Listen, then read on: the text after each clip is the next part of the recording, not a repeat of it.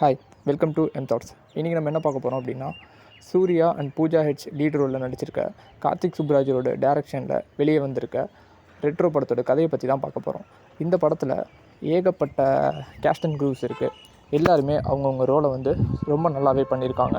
அது மட்டும் இல்லாமல் நிறைய படம் ஃப்ளாப் ஆனதுக்கப்புறம் சூர்யாவுக்கு இது ஒரு மிகப்பெரிய கம்பேக்கான படமாக தான் இருக்குது. இது வழக்கமான ஒரு சூர்யாவோட படமாக இல்லாமல் கொஞ்சம் டிஃப்ரெண்ட்டாகவே இருக்குது. அந்த கார்த்திக் சுப்ராஜோட எல்லா படத்துக்கும் இருக்க டச் இந்த படத்துலையும் பர்ஃபெக்டாக ஒர்க் அவுட் ஆகிருக்கு. இந்த படத்தில் சந்தோஷ் நாராயணனோட பங்கு ரொம்ப அதிகமாகவே இருக்குது. ஏன்னா மியூசிக் எல்லா இடத்துலையுமே சூப்பராக பண்ணியிருக்காரு. அதுவும் படத்தில் வந்திருக்க சாங் எல்லாமே ரொம்ப செம்மையாக இருக்குது. ஓகே, இப்போ நம்ம இந்த படத்தோட கதையை பற்றி பார்க்கலாம். ஸோ ஆரம்பமே ஒரு ஹார்பரை காட்டுறாங்க, ஒரு 1963. ஸோ அந்த ஹார்பரில் பார்த்திங்கன்னா உள்ளே பார்த்திங்கன்னா ஒரு கண்டெய்னர்ஸ்லாம் இறங்கி உள்ளே நிறைய பொருள்லாம் வச்சுருக்காங்க. ஸோ அந்த ஹார்பரோட வாசலில் பார்த்திங்கன்னா ஒரு கார் வந்து இறங்கி அதுலேருந்து அடியாட்களாக இறங்கி அந்த ஹார்பருக்குள்ளே திடீர்னு கேட்டை உடைச்சிட்டு உள்ளே போகிறாங்க. உள்ளே போகிறப்ப அங்கே உள்ளே போயிட்டு அங்கே உள்ள ஆள் எல்லாத்தையுமே கொன்னுடுறாங்க. கொன்னதுக்கப்புறம் அந்த நியூஸ் அந்த ஹார்பரில் அந்த பொருள் வச்சுருந்த ஓனர்கிட்ட வந்து போனப்போ அவங்ககிட்ட சொல்கிறாங்க, ஒருத்தர் போய் சொல்கிறாங்க, இந்தமாதிரி ஹார்பருக்குள்ளான ஆளுங்கள்லாம் போய் இதுமாரி எல்லாத்தையுமே கொன்னுட்டாங்க, நம்ம பொருளெல்லாம் சேதப்படுத்திட்டாங்க அப்படின்னு சொல்கிறாங்க. சொன்னதுக்கப்புறம் அந்த ஆள் பார்த்திங்கன்னா அந்த ஹார்பருக்கு வராரு. அந்த ஆள் யார் அப்படின்னா ஜிஜோ ஜார்ஜ் தான். அங்கே போய் பார்க்கும்போது வாட்ச்மேன் செத்து கிடக்குறாங்க. அந்த வாட்ச்மேன் பக்கத்தில் பார்த்திங்கன்னா ஒரு குழந்தையும் உட்காந்துருக்கு. அந்த குழந்தை பார்த்திங்கன்னா கிருஷ்ணர் வேஷம் போட்டுட்டு உட்காந்துருக்கு. ஸோ ஜிஜோ ஜார்ஜ் பார்த்துட்டு இந்த மாதிரி இந்த குழந்தை யார்கிட்ட போய் சேர்க்கணுமோ அவங்ககிட்ட சேர்த்துருங்க அப்படின்னு சொல்லும்போது இன்னொருத்தர் சொல்கிறாரு, வாட்ச்மேனுக்கு யாருமே கிடையாது, அவர் தனி ஆள் தான், அவருக்கு இந்த குழந்தை மட்டும்தான் இருந்துச்சு அப்படிங்கிறப்ப சரி இந்த குழந்தைய கொண்டு போய் சர்ச்சில் விட்டுருங்க அப்படின்னு சொல்கிறாங்க. சர்ச்சில் சொல்லும்போது ஜிஜோ ஜார்ஜோட ஒய்ஃப் என்ன சொல்கிறாங்க அப்படின்னா, இந்த குழந்தைய பேசாமல் நம்மளே வளர்க்கலாம், ஏன்னா நமக்கு தான் வந்து குழந்தையே இல்லை, ஸோ இது வந்து கடவுளே கொடுத்த மாதிரி இருக்குது, கிருஷ்ணர் வேஷத்தோடு இருக்குது, ஸோ இந்த குழந்தை வந்து கடவுள் கொடுத்த மாதிரி எனக்கு தோணுது, இந்த குழந்தைய நம்மளே எடுத்துக்கலாம் அப்படின்னு சொல்லும்போது ஜிஜோ ஜார்ஜ் வேணான்னு சொல்கிறாரு. ஒரு தராதரம் இல்லையா, வாட்ச்மேனோட குழந்தை எடுத்து நீ வளர்க்குறேன்னு சொல்கிற அப்படின்னு சொல்லி கேட்குறாரு. அதுக்கப்புறம் அவங்க வந்து ஒத்துக்கவே மாட்டுறதுனால சரி ஓகே அந்த குழந்தை நீயே வளருன்னு சொல்லி ஒத்துக்கிறாரு. ஒத்துக்கிட்டதுக்கப்புறம் அந்த ஒரு பார்ஷியாலிட்டியை அவர் மெயின்டைன் பண்ணிகிட்டே இருந்தார். ஸோ இவர் வந்து இந்த குழந்தை வந்து அவரோட குழந்தை இல்லை, இது யாருக்கோ பிறந்த குழந்தை தான் அப்படிங்கிற மாதிரி அந்த பார்ஷியாலிட்டியை ஜிஜோ ஜார்ஜ் வந்து அந்த குழந்தைகிட்ட மெயின்டைன் பண்ணிக்கிட்டே தான் இருக்கார். பட் ஆனால் வந்து அந்த ஜிஜோ ஜார்ஜோட ஒய்ஃப் பார்த்திங்கன்னா அந்த குழந்தை மேலே ரொம்ப பிரியமாக அந்த குழந்தைய வளர்த்துட்ருக்காங்க. அந்த குழந்தை வந்து பார்த்திங்கன்னா ஒரு டிஃப்ரெண்ட்டான ஒரு டிசீஸ் மாதிரி அந்த குழந்தைக்கு இருக்குது. அது என்ன அப்படின்னா அந்த குழந்தைக்கு வந்து எவ்வளோ வந்து இது பண்ணாலுமே சிரிப்பே வராமல் இருக்கும். ஸோ அந்த குழந்தை வந்து சிரிக்கவே சிரிக்காது. ஸோ அதுக்காக அந்த குழந்தையோட வளர்ப்பு அம்மா பார்த்திங்கன்னா என்னென்னமோ பண்ணி பார்க்குறாங்க, அந்த குழந்தை வந்து சிரிக்கவே மாட்டேங்குது. ஒரு வயசில் மாறும், இந்த வயசில் மாறும் அப்படின்னு சொல்லிட்டு வெயிட் பண்ணிகிட்டே இருக்காங்க. பட் எந்த வயசுலையுமே அந்த குழந்தைக்கு வந்து சிரிப்பே வரல. அப்படிங்கும்போது டாக்டர்கிட்டலாம் கன்சல்ட் பண்ணும்போது அப்பாவோட மரணத்தை கண்ணு முன்னாடி பார்த்ததுனால அந்த குழந்தைக்கு வந்து சிரிப்பு வராமல் இருக்கலாம் அப்படிங்கிற மாதிரி டாக்டர்ஸ் எல்லாம் சொல்கிறாங்க. பட் அதுவே வந்து கண்டினியூ ஆகிக்கிட்டே இருக்குது. ஸோ அது மட்டும் இல்லாமல் அந்த குழந்தைக்கு வயிற்றில் ஒரு வேல் மச்சமும் இருக்குது.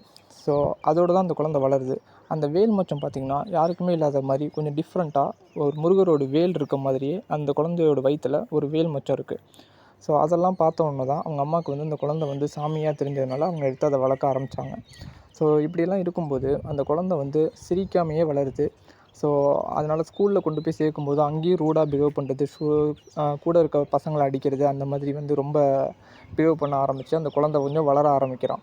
வளர ஆரம்பித்தப்போ அந்த டீச்சர் சொல்கிறாங்க, இவன் வந்து ரொம்ப ரூடாக இருக்கான், நீங்கள் இவனை வந்து ஏதாவது ஒரு கிளாஸஸாக ஜாயின் பண்ணுங்கள், அவனுக்கு பிடிச்ச மாதிரி விஷயத்த பண்ணுங்கள் அப்படின்னு சொல்லும்போது இவனுக்கு சண்டை போடுறது தான் அதிகமாக பிடிச்சிருக்குன்னு சொல்லி கராத்தே கிளாஸில் சேர்த்து விட்றாங்க அவங்க அம்மா. கராத்தேலாம் அவன் நல்லா ப்ராக்டிஸ் பண்ணி நல்லா இதாக இருக்கான், அவனும் கொஞ்சம் வளர ஆரம்பிக்கிறான். வளர்ந்ததுக்கப்புறம் அவங்க அம்மாவுக்கு வந்து உடம்பு சரியில்லாமல் போகுது. அவங்க அம்மா சொல்கிறாங்க, உங்கள் அப்பாவுக்கு உன்னை பிடிக்காமல் இருக்கலாம், பட் இருந்தாலும் உனக்கு வந்து அவர் தான் அப்பா, நீ அவரை கடைசி வரைக்கும் நீ தான் இருந்து பார்த்துக்கணும், நான் இல்லாதப்ப அப்படின்னு சொல்லிட்டு இறந்து போயிடுறாங்க. இறந்ததுக்கப்புறம் அவங்களுக்கு வந்து கொல்லி வச்சுட்டு அவங்க உட்காந்துருக்கும்போது இன்னொரு கேரக்டர் ஒரு சின்ன பொண்ணு வருது. அந்த பொண்ணு வந்து அவங்ககிட்ட பார்த்துட்டு, நீ கவலைப்படாத, இவங்களுக்கெல்லாம் நம்மளாம் சந்தோஷமாக வழி அனுப்பி வைக்கணும், நீ வந்து இதுக்கு மேலே சந்தோஷமாக இருக்கணும் அப்படின்னு சொல்லும்போது அவன் சொல்கிறான், எனக்கு சந்தோஷம் சிரிப்பெல்லாம் வராது, எனக்கு சின்ன வயசுலேருந்து அது வராது அப்படின்னு சொல்லும்போது அந்த பொண்ணு சொல்லுது, உன் பேர் என்னன்னு கேட்குறப்ப இவன் பேர் வந்து பாரி அப்படின்னு சொல்கிறான். அந்த குழந்தையோட பேர் பார்த்திங்கன்னா பாரி அப்படிங்கிறது அவங்க அம்மா வச்சுருப்பாங்க. ஸோ அதனால் அந்த பேரை வந்து பாரி அப்படின்னு சொல்கிறான். அதுக்கு அந்த பொண்ணு என்ன சொல்லுது அப்படின்னா, நீ வந்து சிரிச்சா அழகாக இருப்ப பாரி, சிரிக்க ட்ரை பண்ணு அப்படின்னு சொல்லிட்டு அந்த பொண்ணு போகுது. அப்போ அந்த பையனுக்கு டக்குன்னு என்ன தோணுதுன்னா, இதே வார்த்தையை அவங்க அம்மாவும் சொல்லியிருப்பாங்க. அந்த வார்த்தை வந்து அவனுக்கு உடனே ஞாபகம் வருது.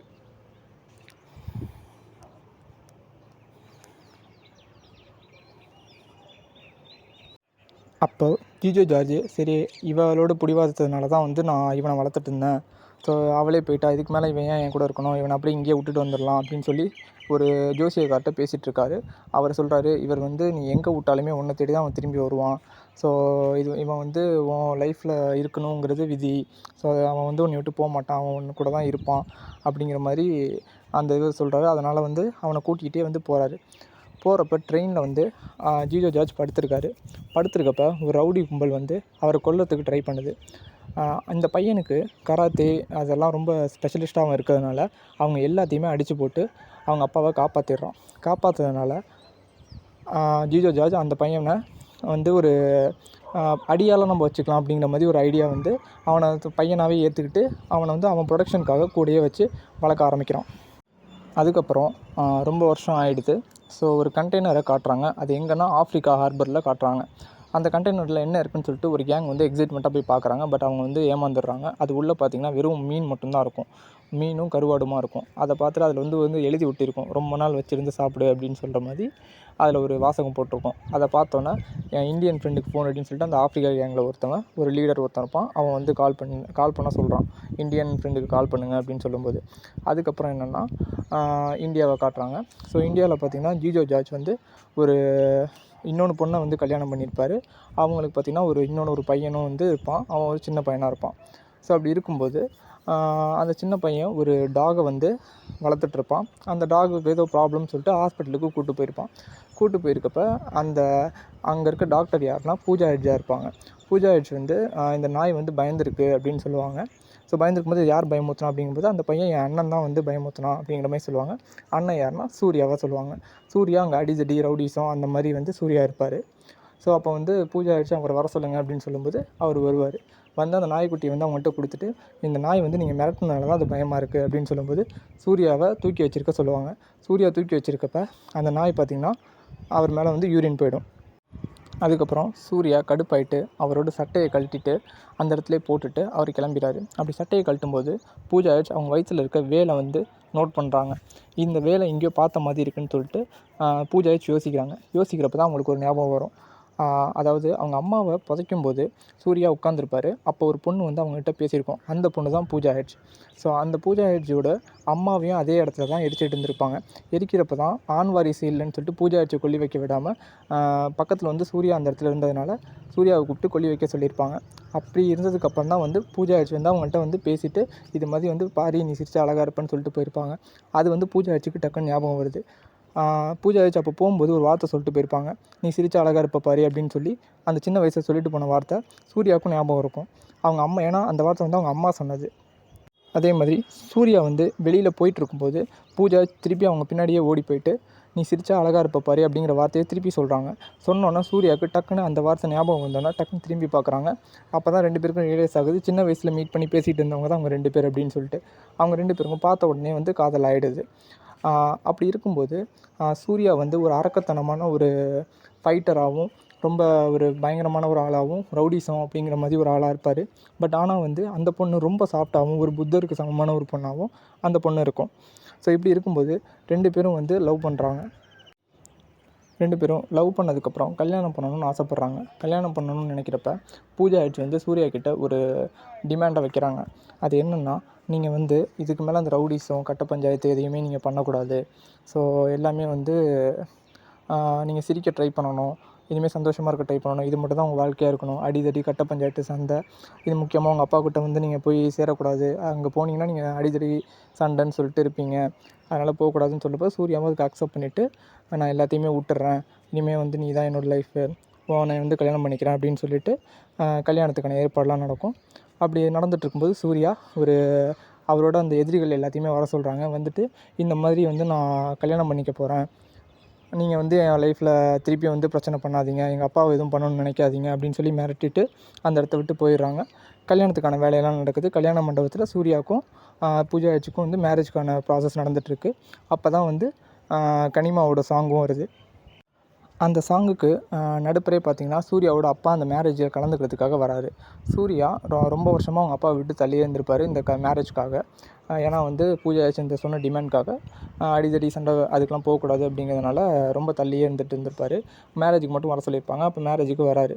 மேரேஜுக்கு வந்ததுக்கப்புறம் அந்த பாட்டு நடந்துட்டுருக்க கேப்லேயே பார்த்தீங்கன்னா அவர் போய் மேலே உட்காந்துருப்பார். சூர்யாவை வர சொல்லுவாங்க. சூர்யா வர சொல்லிட்டு இருக்கும்போது அப்போ தான் வந்து ஒரு இன்சிடெண்ட்டை பற்றி சொல்லுவார். தங்கம் இங்கேருந்து நம்ம அனுப்பி விட்டுருந்தோம். பட் ஆஃப்ரிக்காவில் பார்த்தீங்கன்னா அந்த இடத்துல வந்து கருவாடாக இருந்திருக்கு.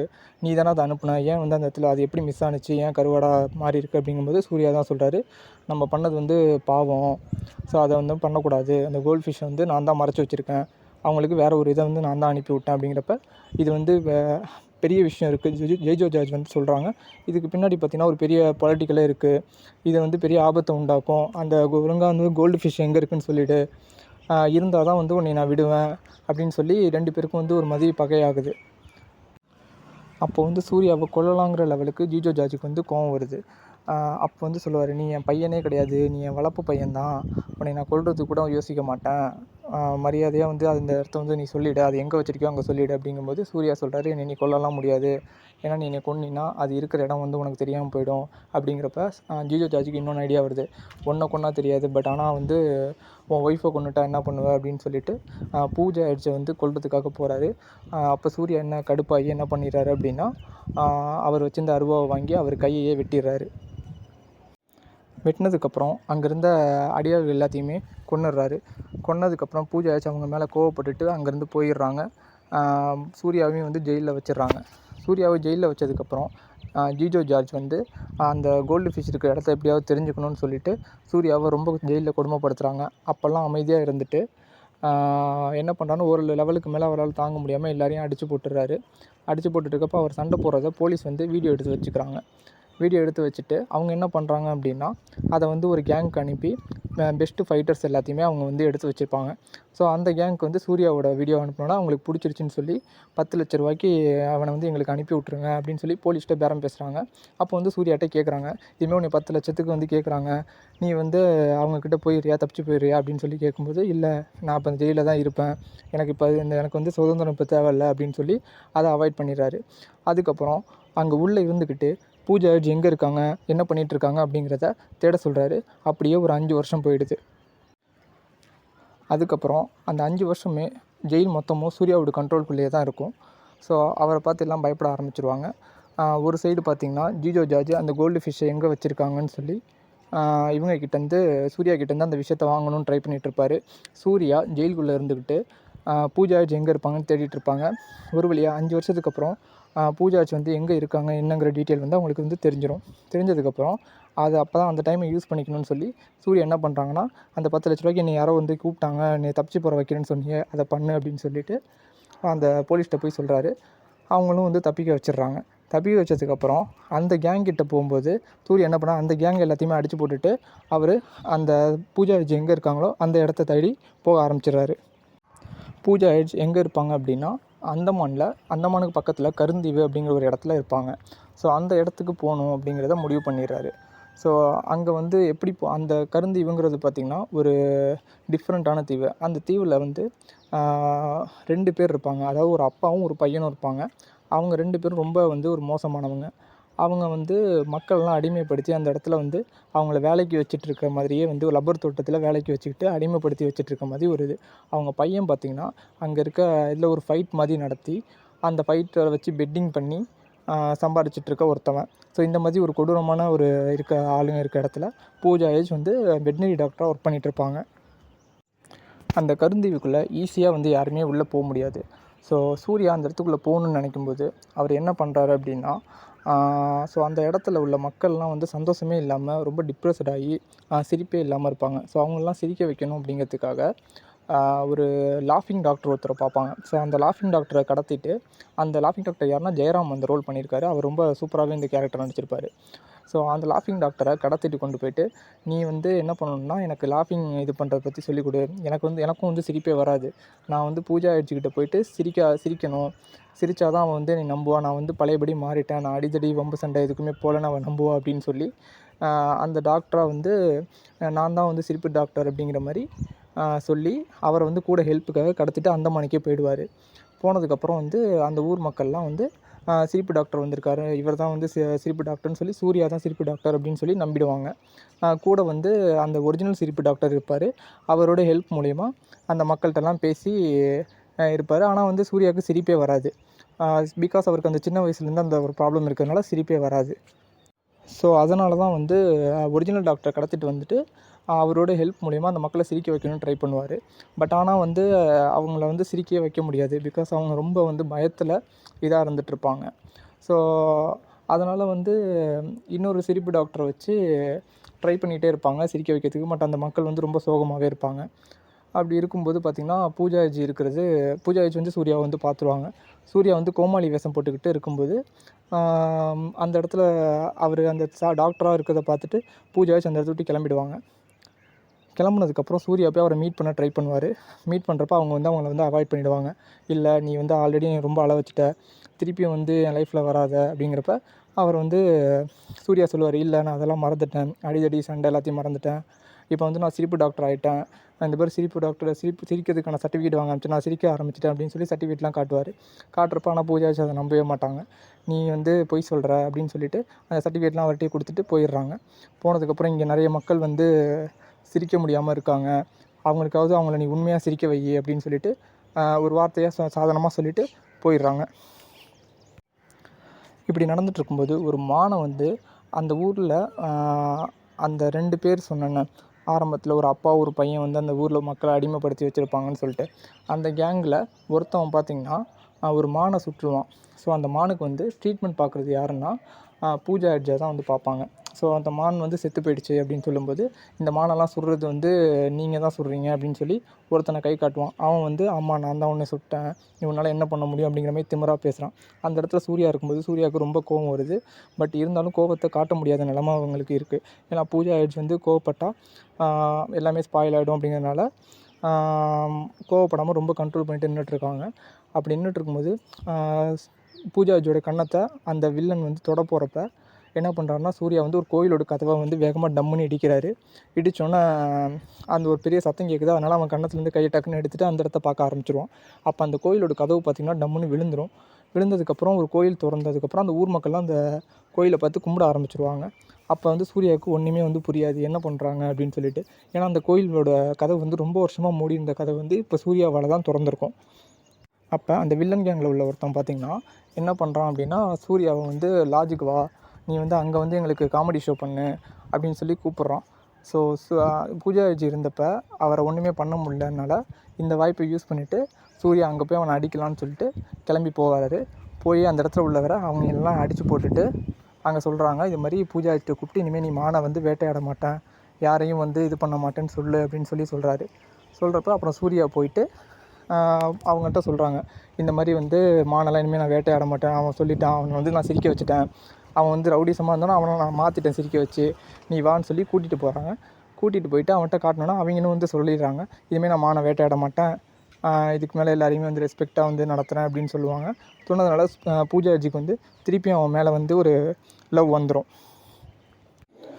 லவ் வந்ததுக்கப்புறம் வண்டியில் போயிட்டுருக்கும்போது சூர்யாவுக்கு அது வரையும் சிரிப்பே வராமல் இருக்கும். ஸோ சிரிப்பே வராமல் இருந்ததுனால மறுபடியும் என்னென்னா அவர் வந்து கொஞ்சம் ட்ரை பண்ணி அது பூஜா திருப்பி அவங்க கூட சேர்ந்ததுனால அவருக்கு வந்து சிரிப்பு வந்துடும். சிரிப்பு வந்ததை பார்த்தோன்னா பூஜா வந்து ரொம்ப சந்தோஷப்படுவாங்க. நீ சிரித்தா தான் ரொம்ப அழகாக இருக்க, ஸோ நீ இப்படியே சிரிக்க இது இங்கே இருக்க மக்கள்லாம் வந்து சிரிப்பே பார்க்காதவங்க, ரொம்ப கஷ்டப்படுறவங்க, அவங்கெல்லாம் வந்து லாஃபிங் டாக்டர் வந்து நீ தான் வந்து சிரிப்பை உண்டாக்கணும் அப்படின்னு சொல்லுவாங்க. சொல்கிறப்ப சூர்யாவும் அதுக்கு அக்செப்ட் பண்ணிவிட்டு இருப்பாங்க. அப்போ என்னென்னா அதே மாதிரி ஒரு அசம்பிளி மீட்டிங் வந்து மாதிரி அரேஞ்ச் பண்ணுறாங்க. அரேஞ்ச் பண்ணுறப்ப அந்த உள்ள கிராமத்தில் உள்ள மக்கள்லாம் போய் கூட்டிகிட்டு வரணும் சிரிக்க வைக்கிறதுக்காகன்னு சொல்லி கூப்பிடும்போது அதில் ஒரு அம்மா மட்டும் பார்த்திங்கன்னா ரொம்ப டிப்ரெஸ்டாகி வீட்டுக்குள்ளேயே உட்காந்துருப்பாங்க. அவங்க வீட்டை விட்டு வெளியே வந்திருக்க மாட்டாங்களாம். ஸோ அவங்கள வந்து யார் கூப்பிட்டாலுமே வந்து ஒன்றுமே வந்து அவங்க ரியாக்டே பண்ண மாட்டாங்க. பட் ஆனால் அந்த இடத்துல சூர்யா போய் அவங்கள கூப்பிடுவாங்க. கூப்பிட்றப்ப அந்த அம்மா வந்து உடனே ரியாக்ட் பண்ண ஆரம்பிச்சிருவாங்க. அது வரையும் வந்து அவங்க வீட்டுக்கு வெளியே வந்திருக்க மாட்டாங்க. பட் சூர்யா போய் அவங்கள வந்து கூட்டிகிட்டு வந்துடுவாங்க. கூட்டிகிட்டு போய் அந்த இடத்துல போய் உட்கார வச்சு எல்லாத்தையும் சிரிப்புக்கு ட்ரை பண்ணுவப்போ அந்த மக்கள் வந்து ரொம்ப சோகமாகவே இருப்பாங்க. மற்ற எல்லாமே ஒரு சில பேர் வந்து சிரிப்பாங்க, ஒரு சில பேர் வந்து ரொம்ப சோகமாகவே இருப்பாங்க. அது வந்து அந்த மக்களுக்கு உள்ள பயத்தினால அப்படியே இருக்காங்க. நான் முன்னாடியே வந்து ஜெயிலில் ஒரு சண்டை நடக்கிறப்ப போலீஸ் வந்து வீடியோ எடுத்திருப்பாங்க. அது மூலிமா ஒரு ஃபைட்டர் கேங்க்கு வந்து சூர்யாவை விற்கிறதா பிளான் பண்ணியிருப்பாங்க. ஸோ அந்த விற்கிறதா பிளான் பண்ணியிருப்பாங்களா, அது யார் வந்து சூர்யா வாங்கலான்னு இருப்பாங்க அப்படின்னா, இந்த வில்லன் கேங்ஸ் இருக்காங்களா, அப்பா பையன் 2 பேர் இருப்பாங்க. அந்த அப்பா கேரக்டர் வந்து நாசர் பண்ணியிருப்பாங்க. இன்னொரு கேரக்டர் பார்த்திங்கன்னா, ஜிகிருதண்டா 2 படத்தில் பார்த்திங்கன்னா ஒரு ரோல் பண்ணியிருப்பாங்க. ஸோ அவர் தான் வந்து இந்த படத்துலேயும் வந்து வில்லன் ரோலாக பண்ணியிருப்பாங்க, நாசரோட பையனோட ரோலாக. ஸோ இவங்க 2 பேரும் தான் வந்து சூர்யாவை வாங்கலான்னு இருந்திருப்பாங்க. ஸோ அப்படி இருக்கும்போது கரெக்டாக சூர்யாவே வந்து இந்த இடத்துக்கு வந்திருக்கிறது அவங்களுக்கும் தெரிய வரும். தெரிய வந்தோடனே இவனோட பேக்ரவுண்ட் என்னென்னு விசாரிக்கும்போது, இது மாதிரி அவங்க அப்பாவுக்கும் இவனுக்கும் பிரச்சனை, இந்த பொண்ணை தேடி தான் அவன் இங்கே வந்திருக்கான் அப்படிங்கிறது தெரிய வரும். இவங்களே வந்து அவங்க அப்பா கிட்டேயும் இன்ஃபார்ம் பண்ணிவிடுவாங்க. அப்பா கிட்டேயும் இன்ஃபார்ம் பண்ணதுக்கப்புறம் அவர் வந்து இங்கே வரதுக்கு ரெடியாக இருப்பார். ரெடியாக இருக்கும்போது வில்லனோட, அதாவது நாசரோட பையனுக்கு வந்து இந்த விஷயம் தெரிய வந்தோன்னா, இவனை போய் நான் நேரில் பார்க்கணுன்னு சொல்லிட்டு அவன் அந்த லாஃபிங் தெரப்பி கொடுத்துட்டு இருக்க இடத்துக்கே வந்து வரான். வந்தப்போ நீ வந்து இப்படி பண்ணிட்டு தானே வந்திருக்க அப்படின்னு சொல்லி எல்லா உண்மையும் வந்து அந்த இடத்துல பூஜா ஆச்சு முன்னாடி வந்து சொல்லிடுறான். சொன்னதுக்கப்புறம் பூஜா ஆச்சு மறுபடியும் கோவப்பட்டு போயிடுறாங்க. கோவப்பட்டு போனதுக்கப்புறம் சூர்யா மறுபடியும் வந்து அந்த கோவம் வேகம் அவருக்கு திருப்பி வந்து பூஜா ஆச்சு முன்னாடியே வந்து எல்லாத்தையும் அடித்து போட்டுடுறாரு. அடித்து போட்டதுக்கப்புறம் வந்து பூஜா ஆச்சு வந்து சொல்கிறாங்க, இல்லை என்னால் வந்து இப்படி தான் வந்து நீ இப்படி தான் பண்ணுவேன்னு எனக்கு தெரியும், இதனால தான் நான் உன் கூட சேராமல் இருந்தேன், நீயும் நானும் வந்து சேர முடியாது அப்படின்னு சொல்லிட்டு போகிறாங்க. போகிறப்போ வந்து இல்லை இனிமேல் நீ எனக்கு தேவையில்லைன்னு சொல்லி சூர்யாவும் வந்து ஒரு மாதிரி டிப்ரெஸ் ஆகி ரொம்ப இதாகிடுறாரு. ஆனதுக்கப்புறம் அந்த நாசரோட பையன் வந்து சூர்யா கிட்டே கேட்குறாங்க, நீ வந்து இங்கே இருக்கக்கூடிய ஆள் இல்லை, நீ என் கூட வந்து சேர்ந்துரு, என்னோடய ஃபைட்டிங் கிளப்புக்கு வான்னு சொல்லிவிட்டு அவரை வந்து கூட்டிகிட்டு போயிடுறாரு. ஸோ அந்த வில்லன் என்ன பண்ணிகிட்ருப்பார் அப்படின்னா, ஒரு 3 சீசனில் ஒவ்வொரு சீசன்லேயும் பார்த்திங்கன்னா ஒரு 3 ஃபைட்ஸ் இருக்கும். ஸோ அந்த ஃபைட்ஸை வந்து நடத்துவார் 2 கேங் வச்சு. அதாவது அவரோட அந்த வில்லனோட ஒரிஜினல் கேங் ஒன்று இருக்கும். ஸோ அது இல்லாமல் அவர் அடிமைப்படுத்தி வச்சுருக்க மக்களோட கேங் இருக்கும். 2 கேங்கையும் சண்டை போட வச்சுட்டு அதில் வந்து எந்த கேங் ஜெயிக்கிறாங்களோ தோத்த கேங்கில் ஒருத்தவங்க பார்த்திங்கன்னா அவங்கள வந்து கொல்லுவாங்க. ஸோ இதுதான் வந்து அந்த இதோட ப்ராசஸ்ஸு, இந்த கேமோட ப்ராசஸ்ஸு. இப்படி தான் வந்து இந்த கேம் போயிட்டுருக்கும். அந்த கேமில் வந்து வில்லன் சைடு சண்டை போடுறதுக்காக சூர்யாவை வந்து அவங்க கூட்டிகிட்டு போயிடுவாங்க. சூர்யா என்ன பண்ணுவார் அப்படின்னா, ஒரே ஆளாக இருந்து மொத்த பேரையும் அடித்து போட்டுட்டு அந்த பூஜை அடிச்சு போன வேகத்தை வந்து அந்த இடத்துல காமிச்சிட்ருப்பார். அதனால் வில்லனோட பையன் நாசரோட பையனுக்கும் சூர்யாவுக்கும் ஃப்ரெண்ட்ஷிப் அதிகமாக வந்துடும். வந்ததுக்கப்புறம் அவர் கூடயே அவர் வச்சுட்டு இருந்திருப்பார். பட் வந்து நாசருக்கு அது வந்து ரொம்ப பிடிக்கவே பிடிக்காது. ஏன்னா அடிமையில் ஒருத்தனை கொண்டு வந்து நீ உன் கூட வந்து சேர்த்து வச்சுட்டு நட்புன்னு சொல்லிகிட்டு இருக்க, ஸோ இது வந்து சரியில்லை, இவன் நமக்கே ஒரு நாள் ஆபத்தாக மாறுவான் அப்படிங்கிறப்ப அந்த நாசரோட பையன் சொல்லுவான், நான் வந்து சும்மா ஒன்றும் பண்ணலை, அவங்ககிட்ட வந்து ஏதோ கோல்ட் ஃபிஷ்னு ஒரு விஷயம் இருக்குது, இவன் வந்து நல்லா சண்டை போடுறதுனால இவனுக்கு மட்டும் வந்து பெட்டிங் வந்து நிறைய கொடுக்குறாங்க அப்படின்னு சொல்லுவான். ஸோ அதுக்கப்புறம் இவனை வந்து இந்த சீசன் முடிஞ்சதுக்கப்புறம் இவனை நான் இன்னொரு இடத்துக்கு விற்க போகிறேன், இவனுக்கு வந்து நிறைய அமௌண்ட் இருக்குது, இவன் மூலிமா நிறைய வரும் அப்படிங்கிற மாதிரி நாத்தில் சொல்லி கன்வின்ஸ் பண்ணுறான். பண்ணதுக்கப்புறம் தெரிய வருது, ஜிஜோ ஜார்ஜ் பார்த்திங்கன்னா திருப்பி வந்து அந்தமானுக்கு வந்துடுவார். வந்துட்டு பூஜா அடிச்சா மறுபடியும் தூக்கிடுவார். தூக்குனதுக்கப்புறம் வந்து சொல்கிறாங்க, அப்போ வந்து சூர்யா வராரு. சூர்யா வந்துட்டு யாரோட ஹெல்ப் மூலிமா வராரு அப்படின்னா, நாசரோட பையன் மூலிமா வந்துட்டு அதாவது ஜிஜோ ஜார்ஜோட இன்னொன்று பையன் ஒருத்தவன் ஊரில் இருப்பான், அவனை வந்து தூக்கிடுவார். நீ வந்து பூஜா ஜார்ஜை விட்டால் தான் நான் இவனை விடுவேன் அப்படிங்கிற மாதிரி சூர்யா அந்தமானில் இருந்துக்கிட்டு ஜிஜோ ஜார்ஜை மிரட்டிட்டு பூஜா ஜார்ஜை அங்கேருந்து காப்பாற்றிடுறாரு. காப்பாற்றுறதுக்கப்புறம் பார்த்திங்கன்னா ரொம்ப கோபமாகவே அவர் இருக்கார். இந்த மாதிரி பிரச்சனை எப்படி இருக்குது அப்படிங்கிற ஒரு டென்ஷன்லேயே இருந்து பயங்கரமாக வந்து குடிக்க ஆரம்பிக்கிறாரு. ஸோ குடிச்சிட்டு அந்த இடத்துல பார்த்திங்கன்னா ஒரு பார்ட்டி மாதிரி நடக்குது. அதில் வந்து ஸ்ரேயா வந்து கேமியோ ரோலில் டான்ஸ் எல்லாம் ஆடுறாங்க. அது முடித்ததுக்கப்புறம் ரொம்ப டிப்ரெஸ்ட் ஆகி காட்டுக்குள்ளே தண்ணி அடிச்சுட்டு அவர் போயிடுறாரு. போகிறப்ப பார்த்திங்கன்னா அங்கே ஒரு இன்சிடெண்ட் நடக்குது. அப்போ அந்த ஊர் மக்கள், அடிமை இல்ல மக்கள்லாம் வந்து இவன் வந்து நம்மளை ரொம்ப அடிக்கிறான், இவன் இருந்தால் நம்ம மக்கள் அதிகமாக செத்துக்கிட்டே இருக்கணும், ஸோ அதனால் வந்து இவனை கொன்னுடலாம் அப்படின்னு சொல்லிட்டு அந்த ஊர் மக்கள்லாம் சூர்யாவை கொல்றதுக்கு போகிறாங்க. அப்போ சூர்யா அவங்கள்ட்டேருந்து தப்பிச்சு கடலில் போய் விழுந்துடுறாங்க. விழுந்ததுக்கப்புறம் கடல் தண்ணியில் பார்த்திங்கன்னா டக்குன்னு அவங்களோட வளர்ப்பு அம்மாவோட முகம் வந்து அவருக்கு டக்குன்னு அந்த கடல் தண்ணியில் இருக்கும்போது ஞாபகம் வருது. ஞாபகம் வரப்போ அவர் யோசிக்கிறாரு, அவங்க அம்மா வந்து அவனை திருப்பியும் வந்து இது பண்ணுறாங்க அப்படிங்கிற மாதிரி. டக்குன்னு அந்த கடல்லேருந்து அவருக்கு அந்த அம்மா ஞாபகம் வந்தோன்னே தெளிஞ்சு கடல்லேருந்து நீந்தி போயிட்டு போட்டு மேலே ஏறிடுறாரு. ஏறிட்டு அங்கே வந்து டக்குன்னு அவங்க பார்த்துட்டு அடிமை வீரர்களே இங்கே வாங்க அப்படின்னு சொல்லி நிற்பார்.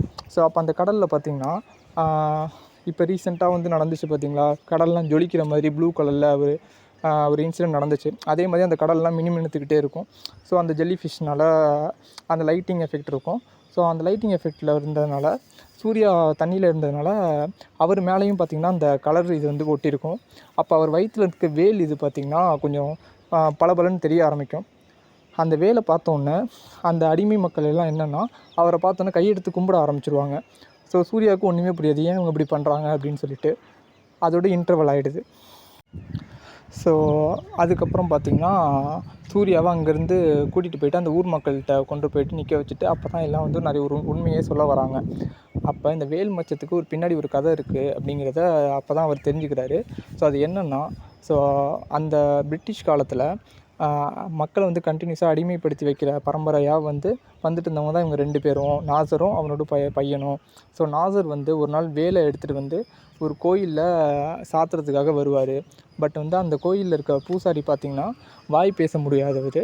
அவர் திடீர்னு சாமியை வந்து உன் கையில் வந்து ரத்தக்கரை வந்து படிஞ்சிருக்கு, நீ வந்து வேலை வந்து சாமிக்கு சாத்தக்கூடாது, உனக்கு வந்து முடிவு நெருங்கிடுச்சு, தேய்பிரையில் பிறக்கிற குழந்தை வந்து வேல் மச்சத்தோடு பிறக்கும், அந்த குழந்தை தான் வந்து உன்னை வந்து கொல்லும், இந்த கூட்டத்தில் தான் அந்த குழந்தை பிறக்கும் அப்படின்னு வந்து சொல்லிவிடுவார். சொல்லிவிட்டு போனதுக்கப்புறம் அந்த நாசர் என்ன பண்ணுவார் அப்படின்னா, என்னையை வந்து கொல்ல போகிறாங்களா, இனிமேல் வந்து இதில் வந்து எந்த குழந்தையுமே பிறக்கக்கூடாது, ஆம்பளை குழந்தை வந்து தேய்பிரையில் பிறந்தாலுமே இல்லை பாயா பிறந்தாலுமே அந்த குழந்தைய வந்து நான் கொன்னுடுவேன் அப்படிங்கிற மாதிரி சொல்லிடுவார். சொல்லிவிட்டு அந்த கோயிலையும் இழுத்து பூட்டிடுவார். நான் சொன்னேன்னா சூர்யா வந்து ஒரு கதவை இடிச்சோன்னா அந்த கோயில் வந்து திறந்துரும் அப்படின்னு சொல்லி அந்த மாதிரி ஒரு இன்சிடெண்ட் வந்து அப்போ தான் நடந்திருக்கும். அப்போ வந்து இந்த குழந்தை பார்த்திங்கன்னா வர குழந்தை எல்லாத்தையுமே கொன்னுக்கிட்டே இருப்பார். ஸோ அப்படி குழந்தை அப்போ வந்து இன்னொன்று ஒரு அம்மாவுக்கு ஒரு ரெட்டை குழந்தை பிறந்திருக்கும். ஒன்று வந்து பொன் குழந்தை, இன்னொன்று ஆண் குழந்தை. ஸோ அந்த ஆண் குழந்தை வயிற்றில் பார்த்திங்கன்னா அதே மாதிரி தேய்பிரையில் தான் அந்த குழந்தை பிறந்திருக்கும். அதே மாதிரி வயிற்றில் மச்சமும் இருந்திருக்கும். ஸோ அந்த குழந்தைய மட்டும் என்ன பண்ணுவாங்கன்னா தூக்கிட்டு போயிட்டு அந்த கோயில் பூசாரிகிட்ட கொடுத்துட்டு, நீ வந்து இங்கேருந்து தப்பிச்சு போயிடு, இந்த குழந்தைய நம்ம காப்பாற்றியே ஆகணும் அப்படின்னு சொல்லிடுறாங்க. சொன்னதுனால இப்போ அந்த பூசாரியும் குழந்தைய தப்பிச்சு கூட்டிகிட்டு போயிடுவாங்க. போனதுக்கப்புறம் நான் சொன்னேன்னா ஓப்பனிங் சீனில் ஹார்பரில் வந்து ஒரு ஊமை வந்து இறந்து போயிடுவாங்க. அவங்க பக்கத்தில் வந்து ஒரு குழந்தை இருக்குன்னு சொல்லிட்டு, அந்த குழந்தை தான் வந்து இந்த குழந்தை. ஸோ அதாவது சூர்யா தான் வந்து இப்போ பிறந்த குழந்தையாக இருப்பார். ஸோ அந்த சூர்யாவும் இந்த கூட்டத்தில் ஒருத்தர் அப்படிங்கிறது அப்போ தான் தெரிய வருது. அந்த கூட்டத்தில் தான் சூர்யாவோட அம்மாவும் இருப்பாங்க. நான் சொன்னேன்னா ஒரு அம்மா வந்து டிப்ரெஸ்ட் ஆகி ஒரு மாதிரி வந்து பேச முடியாமல் வீட்டுக்கு வெளியே வராமல் இருப்பாங்க அப்படின்னு. அந்த பொண்ணு தான் பார்த்திங்கன்னா சூர்யாவோட அம்மாவாக இருப்பாங்க. அந்த கூட்டத்தில் இருக்கிறவர் ஒருத்தர் தான் அந்த சூர்யாவோட அப்பாவும் இருப்பாங்க. சூர்யாவுக்கு ஒரு தங்கச்சியுமே இருக்கும். அப்போ தான் சூர்யாவுக்கு ஒரு விஷயமே புரிய வரும். இத்தனை நாள் வந்து அவருக்கு சிரிப்பு வராமல் இருந்ததுக்கு காரணம் அவரும் இந்த கூட்டத்தில் ஒருத்தராக இருந்ததுனால தான், அந்த ஜீன்னால தான் இவருக்கும் வந்து சிரிப்பு வராமல் இருந்திருக்கு அப்படின்னு அவர் ஒரு விஷயத்த முடிவு பண்ணுறாரு. நம்ம இனிமேல் தான் இந்த மக்களை வந்து நம்ம தான் காப்பாற்றணும், இவங்க அடிமையாக இருக்கிறது வந்து தவிர்த்து நம்ம தான் அவங்களை வெளியில் கொண்டு வரணும் அப்படின்னு முடிவு பண்ணுறாரு. முடிவு பண்ணிவிட்டு என்ன பண்ணுறாரு அப்படின்னா, அந்த வில்லன் கூட அவர் ஃப்ரெண்டாக இருந்தார்ல, அந்த ஃபைட்டை பண்ணணுங்கிறதுக்காக மறுபடியும் அந்த ஃபைட் பண்ணுறதுக்கு போகிறாரு. அப்போ அந்த ஃபைட் எப்படி நடக்கும் அப்படின்னா, ரெட் கேங் அப்புறம் வந்து பிளாக் கேங் அப்படிங்கிற மாதிரி 2 கேங்கில் வந்து சண்டை போட விடுவாங்க. அதில் சூர்யா வந்து ரெட் கேங்கில் இருப்பார். ரெட் கேங் வந்து அந்த வில்லனோட கேங்கு. பிளாக் கேங் பார்த்திங்கன்னா எதிரிகள், அதாவது எதிரிகள் இல்லை, அடிமைகளை வந்து பிளாக் கேங்காக வச்சுருப்பாங்க. ரெட் கேங் எப்போதுமே வந்து பிளாக் கேங்கை அடித்து போட்டுட்டு அதில் ஒருத்தனை வந்து வில்லன் மூலிமா கொல்ல சொல்லுவாங்க.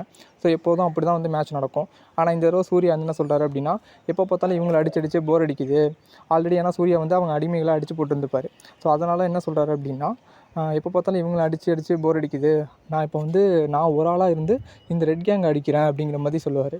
ஸோ வில்லன் வந்து ஏதோ புதுசாக பண்ணுறாங்க அப்படின்னு சொல்லிட்டு, சரி ஓகே பண்ணு அப்படின்னு சொல்லிட்டு அடிமைகள்லாம் ஓரமாக தள்ளிட்டு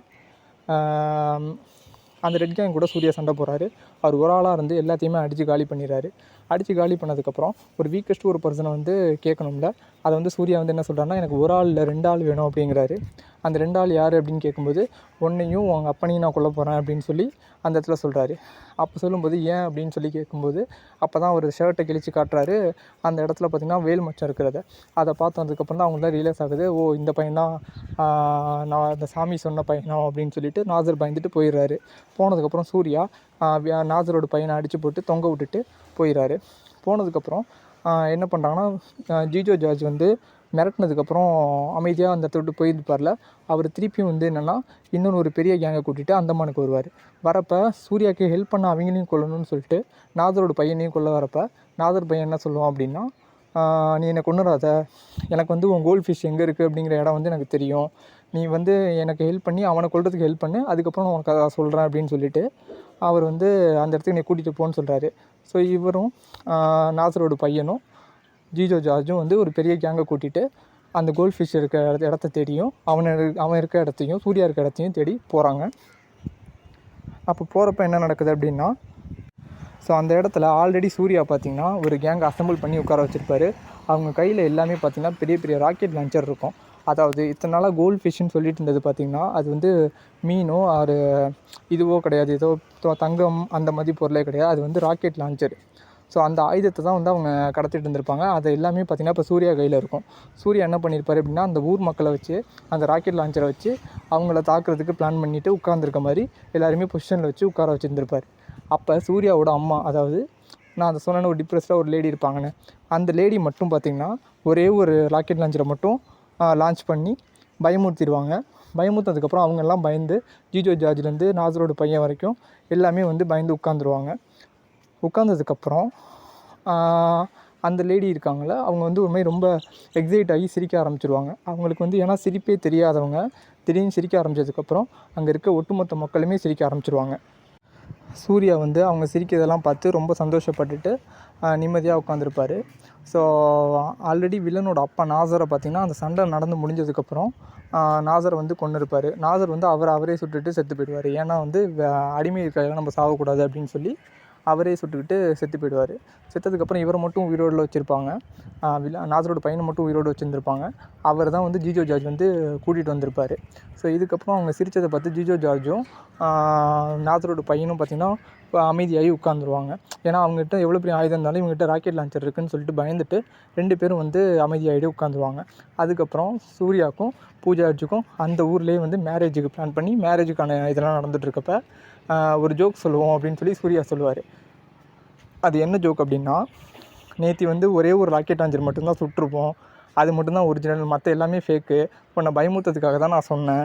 ஆக்சுவலாக நேற்று நீங்கள் பார்த்து பயந்தது பார்த்தீங்கன்னா ராக்கெட் லான்ச்சரை பார்த்து இல்லை, மக்கள்லாம் சிரித்ததை பார்த்து தான் பயந்தீங்க அப்படின்னு சொல்லி அவங்களையுமே வந்து சிரிக்க வச்சுருவார். சிரிக்க வச்சதுக்கப்புறம் அந்த ராக்கெட் லான்ச்சரை கடத்தினது வந்து ஜிஜோ ஜார்ஜ்னு சொல்லி போலீஸ்கிட்டையும் மாட்டி விட்டுருப்பார். ஸோ அதனால் போலீஸ் வந்து அவரை அரெஸ்ட் பண்ணுறதுக்கும் ரெடியாக இருக்கும். நாசரோட பையன் பார்த்திங்கன்னா அவங்களுக்கு அடிமையாகவே மாறிடுறாரு. ஸோ இதுதான் இந்த ரெட்ரோ படத்தோட முழு கதை. ஸோ இந்த படம் பார்த்திங்கன்னா சூர்யாவுக்கு ஒரு டிஃப்ரெண்ட்டான கதையாகவும் இத்தனை ஃப்ளாப் படத்துக்கு அப்புறம் சூர்யாவுக்கு ஒரு பெரிய ஹிட் படமாகவும் இந்த படம் வந்து அமைஞ்சிருக்கு. ஸோ கார்த்திக் சுப்ராஜ் வழக்கம் போல் ஒரு மாஸ்டர் பீஸை வந்து தமிழ் சினிமாவுக்கு கொடுத்துருக்காரு. இந்த மாதிரி மூவிஸோட அப்டேட்டை கண்டினியூஸாக தெரிஞ்சுக்கணுன்னா எம்தார் சேனலை சப்ஸ்கிரைப் பண்ணுங்கள். தேங்க்யூ.